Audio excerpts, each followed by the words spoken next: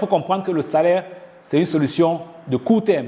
Le salaire doit être fait pour être épargné et investi pour pouvoir avoir des revenus sur le long terme. Quatrième point d'éducation financière, il faut qu'on apprenne à cultiver la mentalité de l'épargne. Celui qui n'épargne pas, qui attend les autres, est en danger parce qu'il ne pourra jamais investir lui-même. Quand vous gagnez, il faut absolument mettre une partie de côté.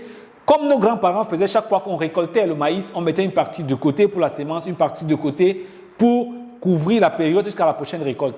Nous aussi, quand on a, quel que soit le revenu qu'on a, on doit apprendre à mettre une partie de côté. Le cinquième point, c'est qu'il faut apprendre à faire fructifier avec une perspective de long terme. Faire fructifier dans 3 mois, 6 mois, 1 an, c'est bien. Mais faire fructifier en se disant, dans 10 ans, dans 20 ans, voilà ce qu'on peut avoir comme revenu généré par ce que nous sommes en train de faire maintenant comme investissement. C'est une autre façon, une meilleure façon de voir.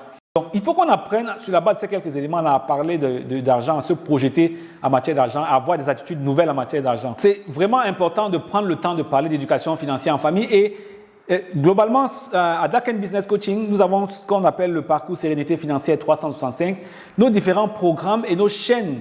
Nous avons une chaîne qu'on appelle Sérénité Financière 365 sur YouTube et sur Facebook qui contribue à diffuser du contenu totalement gratuit. Vous pouvez trouver des ressources là-bas pour pouvoir partager, échanger en famille.